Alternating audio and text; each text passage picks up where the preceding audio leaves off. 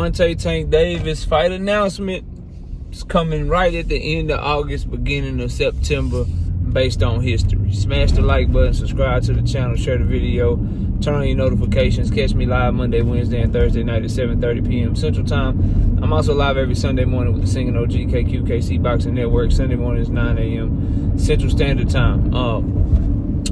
Join the channel as a member, drop super chats and super thanks when you come by the live streams and the videos that we do, and hit me up if you want to debate. knockoutboxing86@yahoo.com is the email address. But let's get it cracking. So, Gervonta Tank Davis, we all know that he's going to be back in November.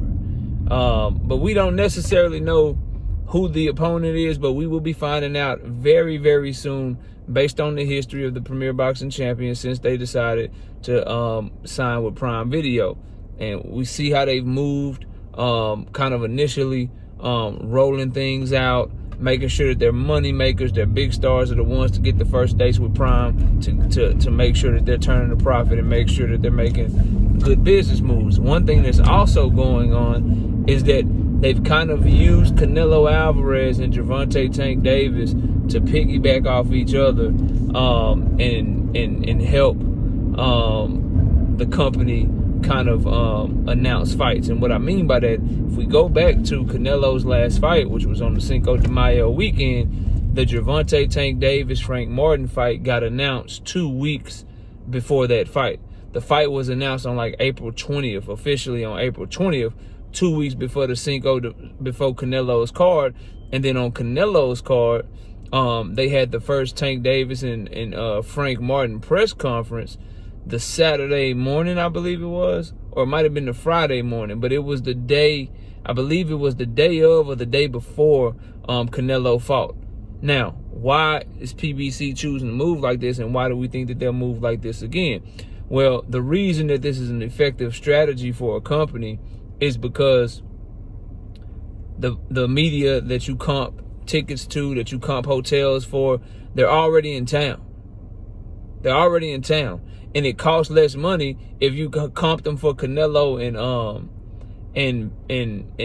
Berlanga anyway, and you had a Tank Davis and whoever his opponent is press conference while they already there in the same city that they in Las Vegas, because that's where the Canelo fight is.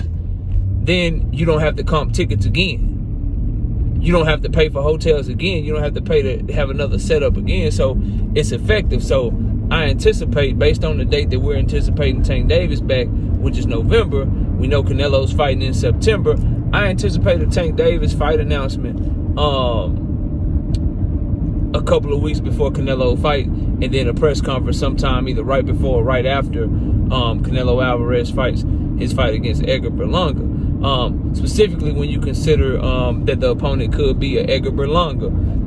It's effective. The opponent could be a Edwin De Los Santos. This will be effective if he turns out to be the opponent, to go ahead and try to market his fight the same way that you market a Frank Martin fight. Because let's keep it 100. Frank Martin ain't no name like that, just like Edwin ain't no name like that. So having a press conference in New York, having a press conference in LA makes no sense for an opponent of that caliber. So if Premier Boxing Champions is indeed making the fight between Gervonta Tank Davis and Edwin De Los Santos, it would make sense to do the same Frank Martin blueprint. We're going to do one press conference for y'all ass, Tank. We trying to drive down costs for this fight. So your press conference is going to be the week of Canelo fight, since we already got the media here. And we're going to announce your shit a couple of weeks before the Canelo fight, because by that time, all the promotion for Canelo will be done for his fight with Berlanga.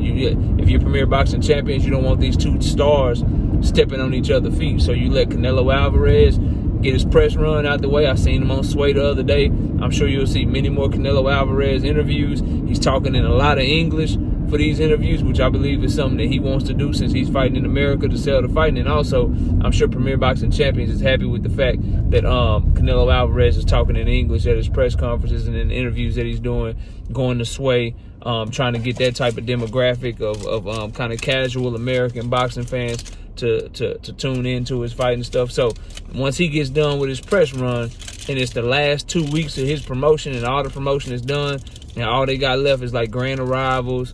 All they have left is the weigh-in, the final press conference and stuff.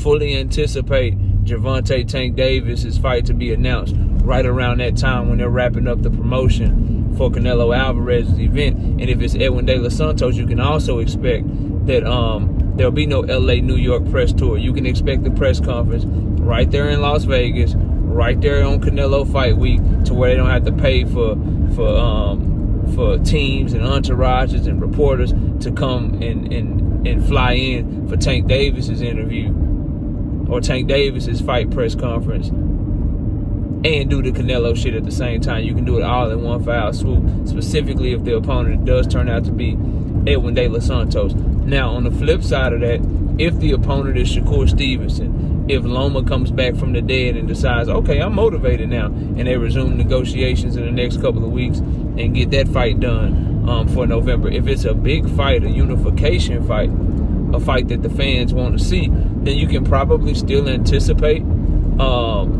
Tank Davis's fight announcement to be late August, early September, a couple of weeks before the Canelo fight.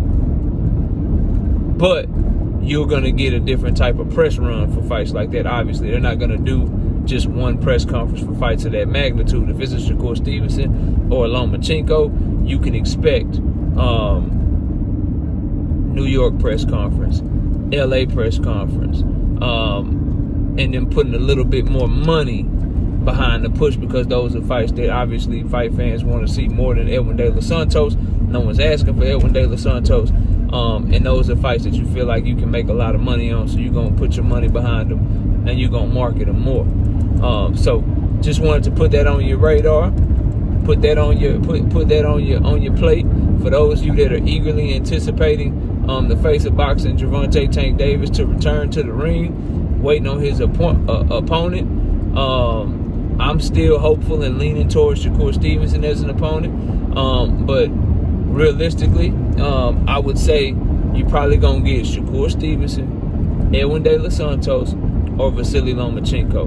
Vasily Lomachenko is the dark horse all the way to the back burner because of him pulling out of negotiations. But since negotiations were going so well and everything was pretty much done, if he decides that he's going to go ahead and go through with it and he's willing to make this fight, that shit can be picked up and that fight can get done very, very quickly. So we'll still include him, but kind of as the last of the Mohicans, so to speak.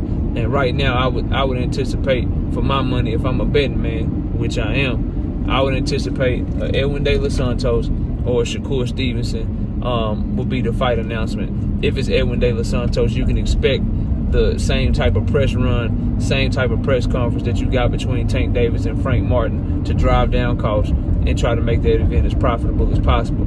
If it's Shakur Stevenson, then they're going to put a lot more money behind the press run, because that's a fight that could easily do kind of Errol Spence and Terrence Crawford numbers, to be real. That's what I would expect from a fight of that magnitude. I would expect them to do somewhere between 600 to 700,000 pay-per-view buys. And I even go a little lower, maybe like 550 to 700,000 pay-per-view buys for those two fights. And those are the type of fights you do a real press run for, because if you strike lightning in the bottle, if the press conferences are good enough, if they do a good enough job promoting that fight, you can exceed expectations with a fight of that magnitude, with the way that they'll have the ability to go back and forth. So just some update for y'all, man. Y'all let me know what y'all think. When you think Tank going to announce his next fight? Who do you think is going to be? Right now, as we get closer and closer to his fight announcement, I'm really down to two with a possible third, and that's Shakur Stevenson, Edwin De Los Santos. Lomachenko is the dark horse. Y'all let me know what y'all think. Comment below, smash a like, sub to the channel. I'll see y'all soon. Peace.